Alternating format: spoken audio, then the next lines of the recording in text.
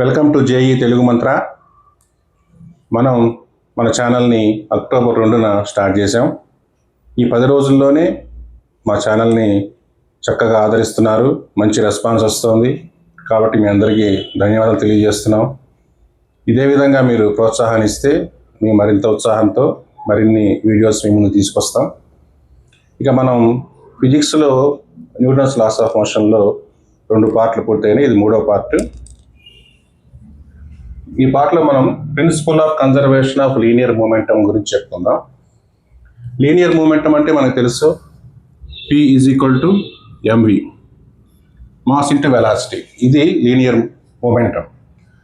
మనకి Newton second లా ప్రకారం net external force rate of change of linear momentum.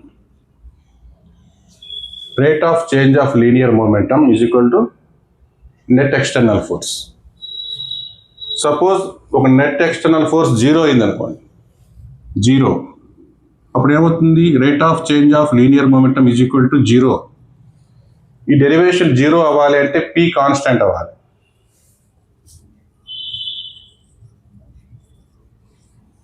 ఇది constant అయితేనే ఈ డెరివేటివ్ 0 అవుతుంది. కాబట్టి ఇక్కడ లీనియర్ మూమెంటం కాన్స్టెంట్. అంటే when there is no net external force, the linear momentum remains constant. దీన్నే principle of conservation of linear momentum అంటారు. External force లేనప్పుడు లీనియర్ మూమెంటం ఎప్పుడు కాన్స్టెంట్గా ఉంటుంది. దీన్నే principle of conservation of linear momentum అంటారు. ఇప్పుడు ఎగ్జాంపుల్గా ఒక గన్ తీసుకుందాం. గన్ నుంచి ఒక బుల్లెట్ కనుక కాలిస్తే ఈ బుల్లెట్ ఇలా ఈ డైరెక్షన్లో వెళ్తుంది కదా.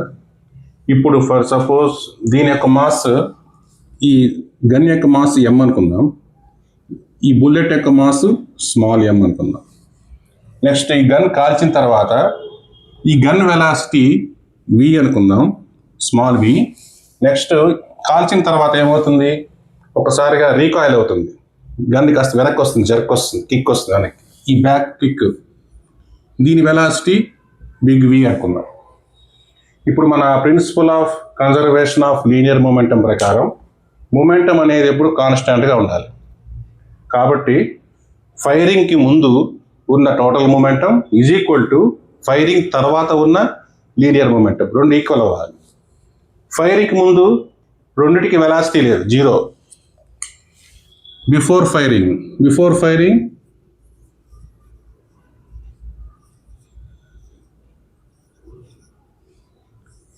P = mv కదా, ఇది 0, లీనియర్ మూమెంటం 0. ఆఫ్టర్ ఫైరింగ్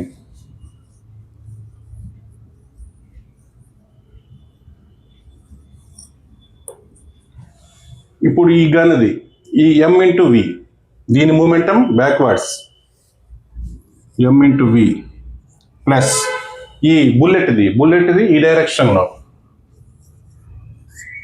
ఈ రెండు కలిపితే 0 అవ్వాలి. ఇది principle of conservation of linear momentum ప్రకారం before firing linear momentum after firing linear momentum. ఇప్పుడు మనకి దీన్ని బట్టి mv =-mv, v =-mv/m. ఈ మైనస్ అంటే క్యాపిటల్ V స్మాల్ v, ఇక మైనస్ ఎందుకు వచ్చింది అంటే డైరెక్షన్ అపోజిట్. ఈ బుల్లెట్ వెలాసిటీ ఈ డైరెక్షన్లో ఉంటే రీకాయిలింగ్ వెలాసిటీ వెనక్కి ఈ డైరెక్షన్, రెండు మైనస్ అంటే ఈ రెండు మొమెంటంలు క్యాన్సిల్ అయిపోతాయి, 0 అయిపోవాలి. ఇప్పుడు ఇక్కడ ఒక పడవ, ఈ పడవ మీద ఒక వ్యక్తి ఉన్నాడు.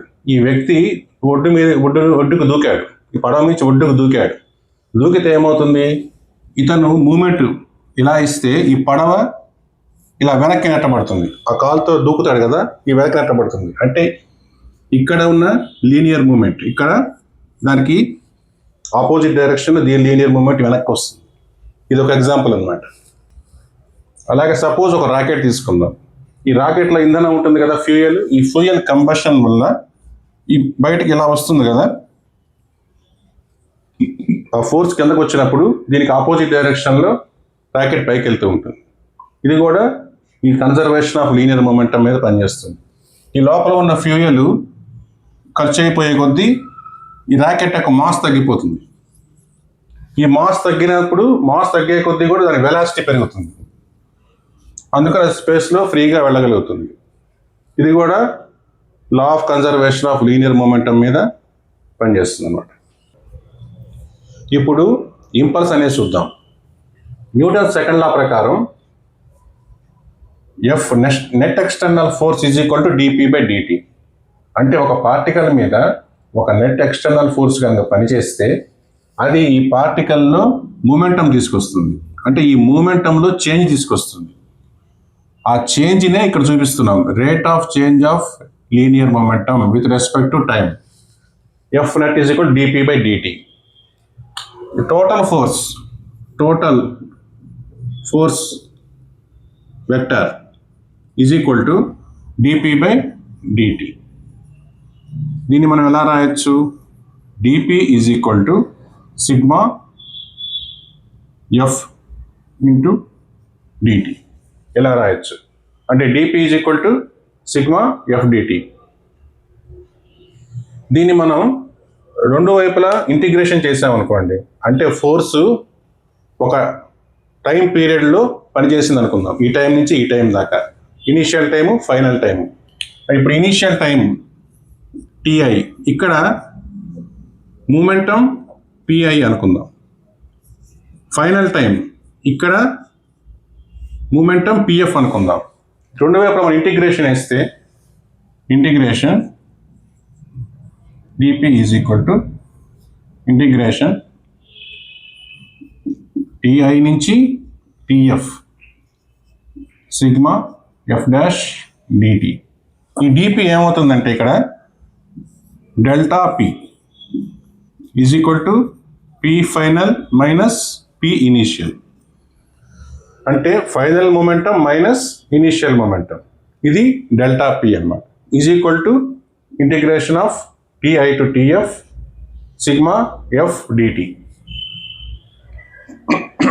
అంటే ఫోర్స్ అనేది ఒక టైం పీరియడ్లో ti నుంచి tf దాకా దాని మీద పనిచేస్తుంది. దీన్నే మనం ఇంపల్స్ అంటాం. ఈజ్ ఈక్వల్ టు జే అనే దానితో కొలుస్తాం. ఇక్కడ జే అనేది ఇంపల్స్ అనమాట. ఇంపల్స్ ఏమిటంటే the total force acting on a particle with in the time period. ఆ టైం పీరియడ్ లోపల ఎంత ఫోర్స్ యాక్ట్ చేస్తుంది అనే దాన్ని ఇంపల్స్ అంటారు. ఇప్పుడు మనం ft గ్రాఫ్ తీసుకుందాం.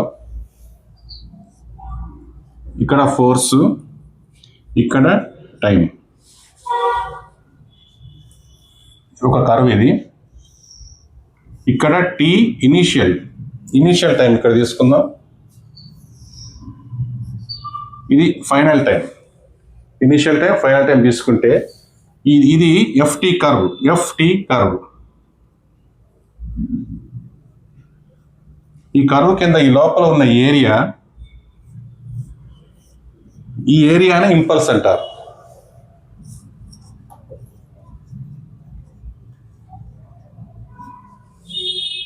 ft కర్వ్లో ఈ ఏరియాని మనం ఇంపల్స్ అంటారు. t ఇనిషియల్ నుంచి t ఫైనల్ దాకా ఈ టైం పీరియడ్, దీన్ని delta t is equal to t final minus ti. ఈ టైం పీరియడ్ లోపల నెట్ ఎక్స్టర్నల్ ఫోర్స్ దాని మీద యాక్ట్ చేస్తుంది, దానివల్ల మూమెంటంలో చేంజ్ వస్తుంది. ఒకవేళ ఇప్పుడు టైంతో చేంజ్ అవుతుంది ఇక్కడ ఫోర్స్. ఈ టైంలో ఫోర్స్ ఒకలా ఉంది, ఈ టైంలో ఒకలా ఉంది, ఈ టైంలో ఒకలా ఉంది. అలా కాకుండా యూనిఫామ్గా కనుక ఫోర్స్ ఉంటే, ఒకవేళ యూనిఫామ్ ఫోర్స్ ఇలా అయినా కూడా ఇక్కడ ఈ లోపల ఉన్న ఏరియా ఇది ఇంపల్స్ అవుతుంది. యూనిఫామ్ ఫోర్స్ యాక్ట్ చేసిన టైం పీరియడ్లో ఒకవేళ ఇలా ఫోర్స్ మారినా కూడా ఈ లోపల ఉన్న ఏరియానే ఇంపల్స్ అంటారు. ఇక్కడ impulse J is equal to ఇలా కూడా రాయొచ్చు, ఎఫ్ ఇంటూ డిటి, అంటే ఫోర్స్ ఇంటూ టైం. దీనికే మనం ఇంటిగ్రేషన్ వేస్తాం, ti to tf, initial final. దీన్ని మనం ఎలా రాయొచ్చు అంటే integration ti to tf is equal to dp. F is equal dp by dt కాబట్టి ఇది అంటే total change of linear momentum. దీనిని ఇంపల్స్ అంటారు. ఇంపల్స్ అంటే total change of linear momentum. ఈ జేకి మనం కనుక తీసుకుంటే ఇప్పుడు మనం పి లీనియర్ మొమెంటంకి ఎంవి, దీని డైమెన్షనల్ ఫార్ములా ఎంకి ఎమ్, వికి L into T power minus 1. అలాగే జేకి కూడా సేమ్ అదే ఉంటుంది. జేకి కూడా ఎంఎల్ టీ పవర్ మైనస్ 1, ఎందుకంటే ఎఫ్ ఇంటూ టీ కదా, ఎఫ్ ఇంటూ టీ. ఫోర్స్కి ఎఫ్ ఈజ్ ఈక్వల్ ఎంఏ కదా, ఎం అంటే ఎమ్, ఏ అంటే L T power minus 2 into ఇక్కడ T is equal to ML T power minus 1. మొమెంటంకి అదే ఉంది డైమెన్షనల్ ఫార్ములా, ఇంపల్స్కి కూడా సేమ్ డైమెన్షనల్ ఫార్ములా. ఇప్పుడు క్రికెట్లో ఒక క్రికెటరు క్యాచ్ పట్టేటప్పుడు ఇలా క్యాచ్ తీసుకునేటప్పుడు చేతిని ఇలా వెనక్కి లాగుతాడు. ఇలా వెనక్కి రావడానికి కారణం ఏంటి? ఇలాగే పట్టుకోవచ్చు కదా, దానికి కారణం ఏంటో చూద్దాం. మనకి ఇంపల్స్ గురించి తెలుసు. Impulse J is equal to F into d delta tea. అంటే ఒక టైం ఇంటర్వల్లో ఎంత ఫోర్స్ పనిచేస్తుంది అనేది ఇంపల్స్ అన్నమాట. ఒక టైం ఇంటర్వల్ కొంత టైం తీసుకుంటుంది, ఆ టైంలో ఎంత ఫోర్స్ దాని మీద పనిచేస్తుంది అనే దాన్ని బట్టి ఇంపల్స్ అనేది ఉంటుంది.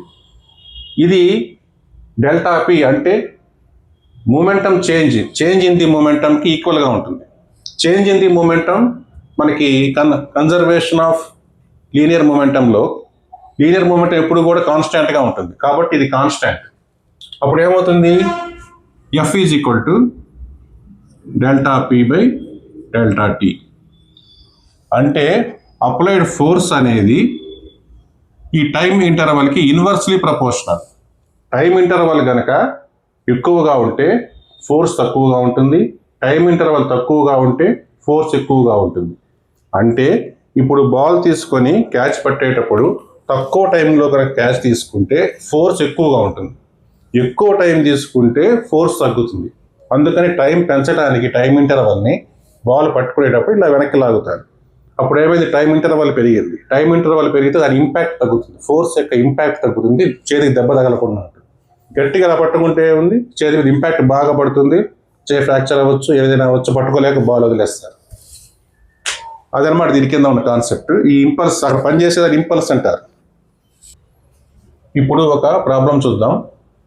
ఒక కారు ఒక గోడని ఇలా గుద్దుకొని గుద్దుకోవడం కొంచెం వెనక్కి వస్తుంది కదా, మళ్ళీ వచ్చి వెనక్కి వచ్చేసింది.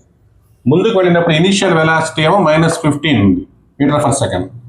ఫైనల్ వెలాసిటీ అంటే గుద్దిన తర్వాత వెనక్కి వస్తుంది కదా, ఆ ఫైనల్ వెలాసిటీ ఏమో 5 ఉంది.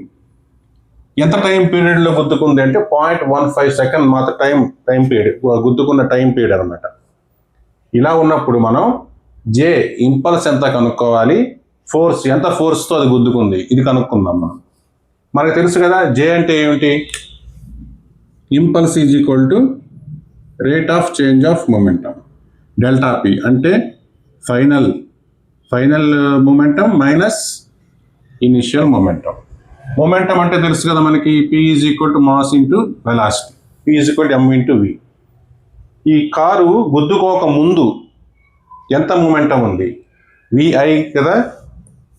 Initial momentum is equal to M into VI. ఇక్కడ మాస్ ఎంతో ఇచ్చారు? 1500 kgs. 1500 kgs into initial velocity minus 15 I cap metre per second. 15 is 225 00, ఇది మైనస్లో ఉంది. I క్రోన్ metre kilogram metre per second ఇదన్నమాట. దీన్ని మనం ఎలా మార్చుకోవచ్చు అంటే 2.25 into 10⁴ I cap kilogram metre per second. అంటే ఇలా చూసుకున్న రెండు ఈక్వల్ అవుతాయి. అంటే మనం వచ్చే ఆన్సర్ని బట్టి ఇలా మారుస్తున్నాం. ఒకవేళ ఆన్సర్స్ అన్ని 10⁴ కనుక ఉంటే అలా మార్చుకోవాల్సి వస్తుంది. Next p final m into vf. ఇక్కడ mass 1500 kg into final velocity 5 I క్రోన్ కిలోగ్రామ్ మీటర్ పర్ సెకండ్. ఇప్పుడు దీనికి 75 00 కిలోగ్రామ్ మీటర్ పర్ సెకండ్. దీన్ని ఎలా రాసుకోవచ్చు?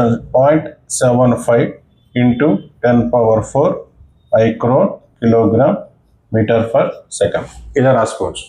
ఇప్పుడు మనం డెల్టా పి కనుక్కుందాం. అదే J impulse is equal to delta P is equal to ఇది మైనస్ ఇది final momentum minus initial momentum.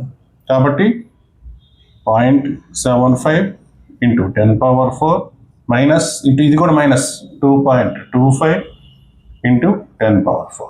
Minus minus plus అయిపోతుంది కదా. ఇప్పుడు చూడండి 2.25 ఇంటూ 0.75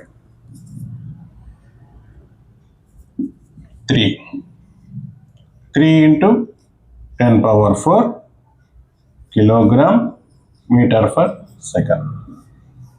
ఇది ఇంపల్స్ అనమాట. ఇంపల్స్ వచ్చేసింది మనకి.